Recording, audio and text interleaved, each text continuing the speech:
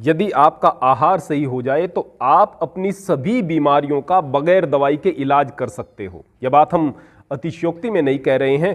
पूर्ण रूपेण किसी भी बीमारी के लिए शायद ही आपको डॉक्टर के पास जाने की जरूरत पड़े यदि आपका आहार सही हो जाए। और ब्रह्मचर्य, इसके बारे में तो आप कल्पना भी नहीं कर सकते यदि आपका आहार ठीक नहीं है। बार बार लड़के कहते हैं, बार बार बच्चे कहते हैं, बच्चियां कहती हैं हम ब्रह्मचर्य पर कायम नहीं रह सकते हैं, नहीं रह पाए हैं, टूट जाता है। उसका एक कारण तो यह भी है कि आपका संकल्प कमजोर है, आपके पास लक्ष्य की कमी है। उससे भी बढ़कर जो कारण है वो ये है कि आपका आहार सही नहीं है। आज जो हम आहार आप लोगों को बता रहे हैं, प्रत्येक उम्र के प्रत्येक व्यक्ति के लिए यह कारगर है और उसकी जिंदगी में सकारात्मक परिवर्तन लेकर आने वाला है, उसकी जिंदगी को खुशियों से भर देने वाला है। आइए अब हम समझते हैं कि ये आहार कितने प्रकार का होता है और ब्रह्मचारी को कैसा आहार करना चाहिए।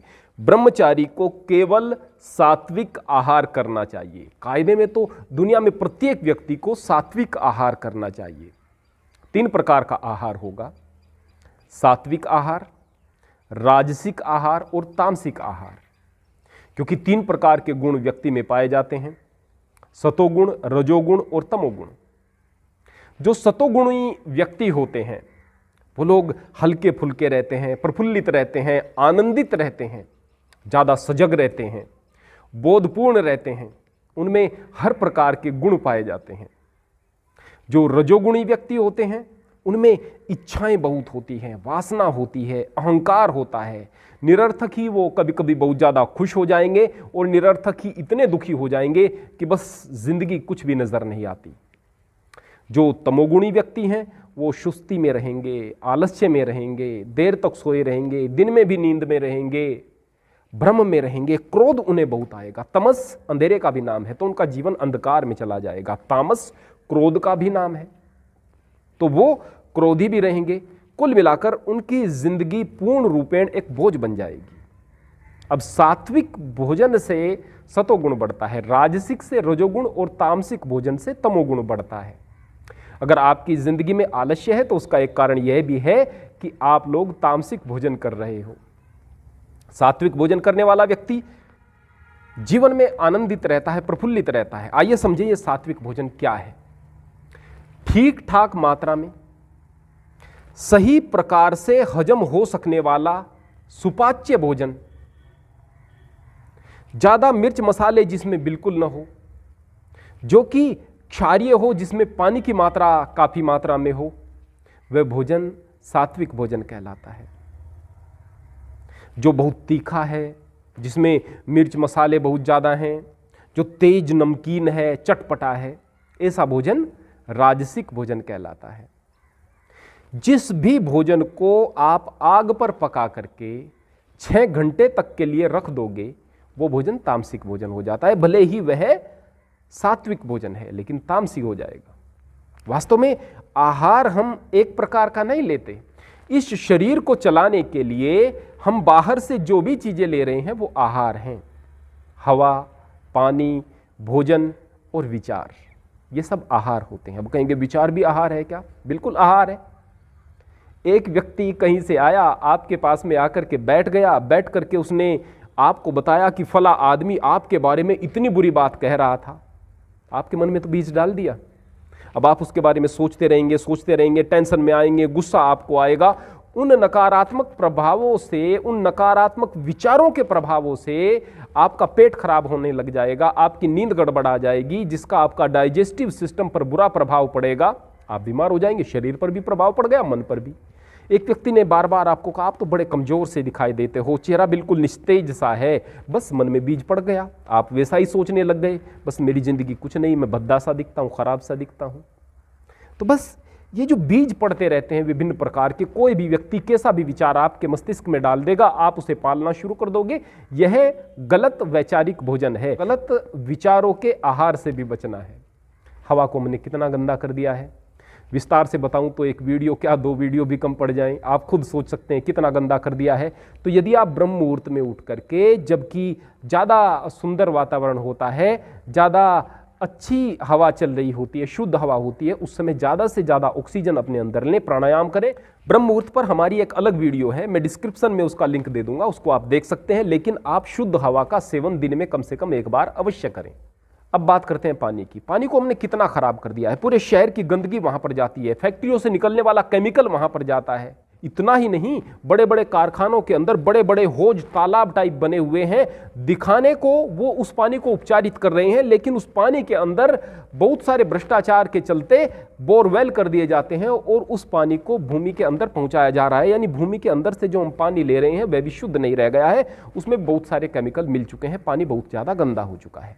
अब पानी को आप थोड़ा सा समझिएगा। तो होता है स्ट्रक्चर्ड वाटर, एक होगा डी स्ट्रक्चर्ड वाटर। जो स्ट्रक्चर्ड वाटर होता है वह एक उसके मॉलिक्यूल्स अपने आप में इस तरह से बंधे हुए होते हैं कि वो बड़े सुंदर दिखाई देते हैं, बड़े खूबसूरत दिखाई देते हैं। जो डिस्ट्रक्चर्ड हो जाता है उसमें बहुत सारे ऐसे सॉल्ट्स मिल जाते हैं जो कि उसको खराब कर देते हैं।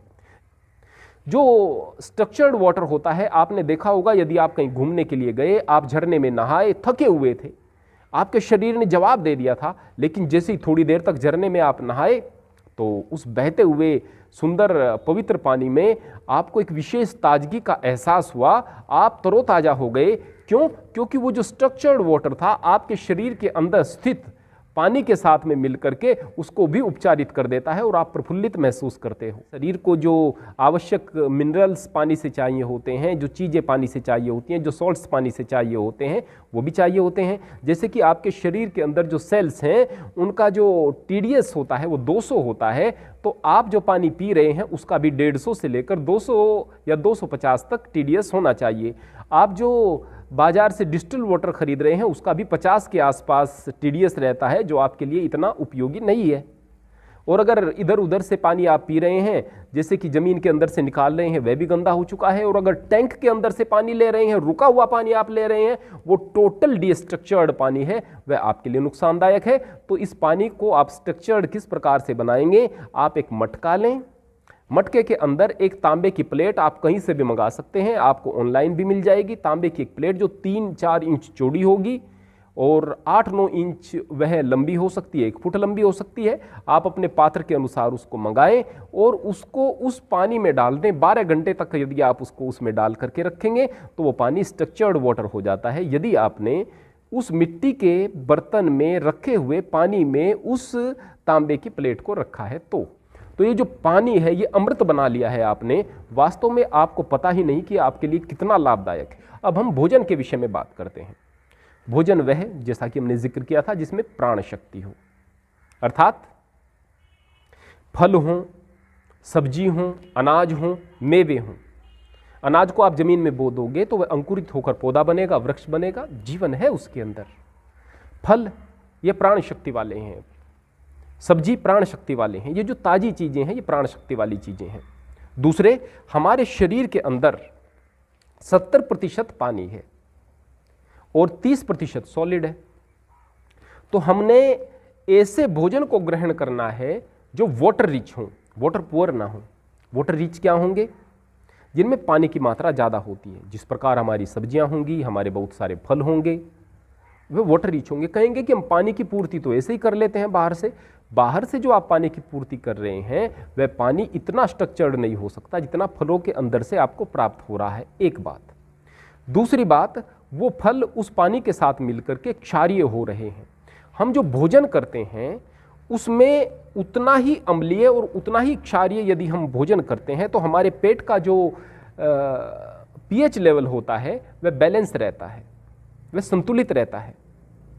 अगर आप अम्लीय भोजन ज़्यादा कर रहे हैं, क्षारीय कम कर रहे हैं, तो जाहिर सी बात है अम्ल बढ़ जाएगा। जो भी व्यक्ति पेट की बहुत सारी समस्याओं से परेशान है तो समझो उसने अम्लीय भोजन किया है। जो व्यक्ति धातु रोग, स्वप्न दोष इत्यादि से परेशान है और वो ठीक नहीं हो रहे तो समझो उनकी अम्लीयता बढ़ी हुई है। जिनके चेहरे पर निस्तेजता है, तेजस्विता समाप्त हो गई है, तो समझो अम्लीय भोजन कर रहे हैं।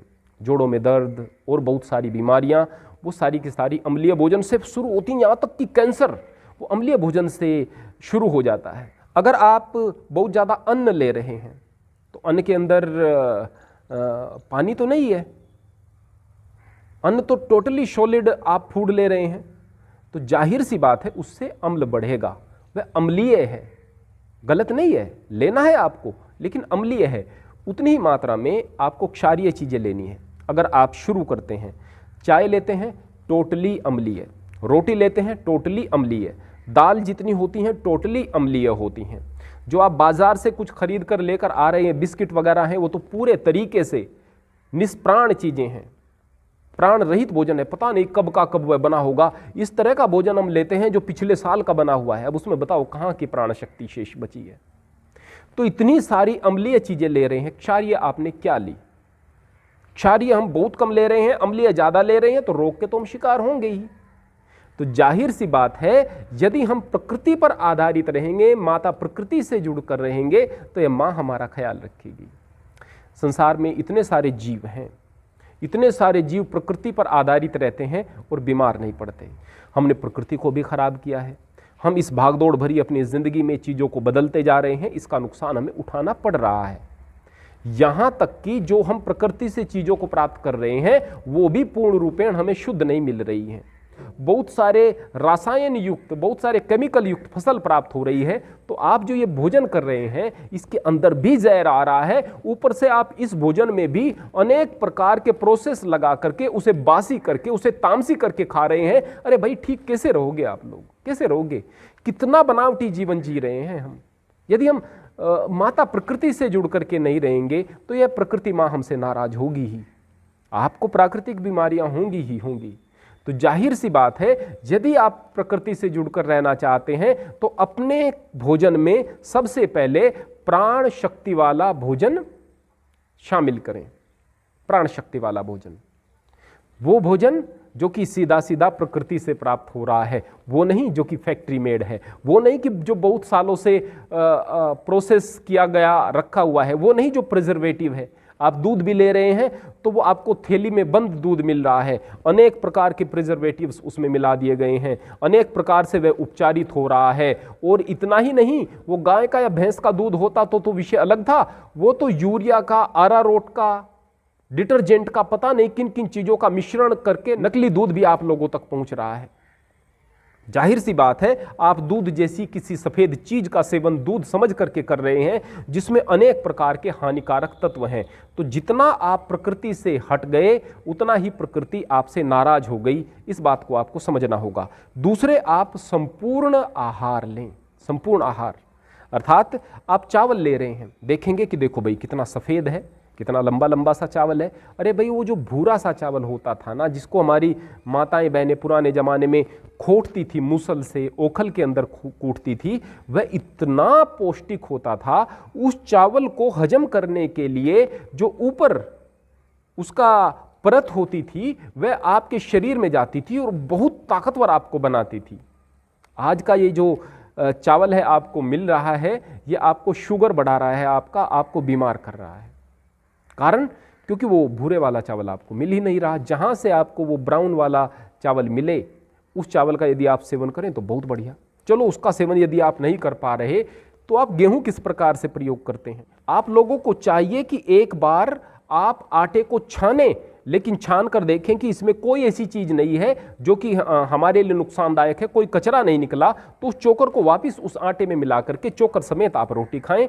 और हो सके तो आप मल्टीग्रेन आटे का ही प्रयोग करें। उसमें अगर कम से कम इतना तो आप कर ही लें कि यदि 70% गेहूं है तो 30% आप उसमें चना मिला लें। अगर थोड़ा सा सर्दियों में बाजरा आप उसमें मिला लेते हैं तो और अच्छा हो जाएगा। मक्का मिला लेते हैं और अच्छा हो जाएगा। जौ मिला लें तो और बढ़िया हो जाएगा। लेकिन अगर आप बाजरा, मक्का, चना और गेहूं को मिला लेते हैं, यानी 50% में ये दूसरे ग्रेन्स, 50% में ये आपके अनाज के साथ में, गेहूं के अनाज के साथ में आप इसको पिसवा करके चोकर के समेत रोटी खाते हैं तो वह बहुत अच्छा है। लेकिन इसको भी आप लिमिट में खाएं। ज़्यादा अन्न आप लेंगे शरीर के अंदर तो ज़्यादा अम्ल बनेगा और आपका शरीर उसको बेहतर तरीके से पचा नहीं पाएगा। तो जो सुपाच्य हो वही आपके लिए बेहतर है। संपूर्ण आहार लें। इसके बाद में आप शुद्ध शाकाहारी भोजन लें। शुद्ध शाकाहारी, मांस, मछली, अंडा ये हमारा भोजन नहीं होता, ये मनुष्य का भोजन नहीं होता।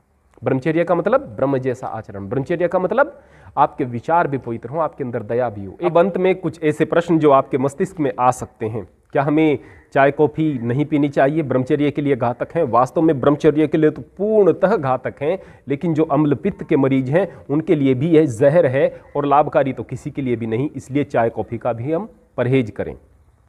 दूसरा प्रश्न, क्या हमें दालें नहीं खानी चाहिए? वास्तव में हम दाल खूब खाएं, बहुत बेहतर है हमारे लिए, प्रोटीन का बहुत बड़ा स्रोत है, लेकिन केवल तब जबकि हम बहुत मेहनत करते हों।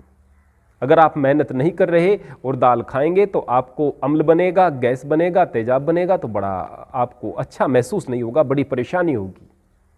यदि आप मेहनत करते हैं तो आपके लिए बहुत ज़्यादा जरूरी है, यदि आप व्यायाम करते हैं तो बहुत ज़्यादा जरूरी है।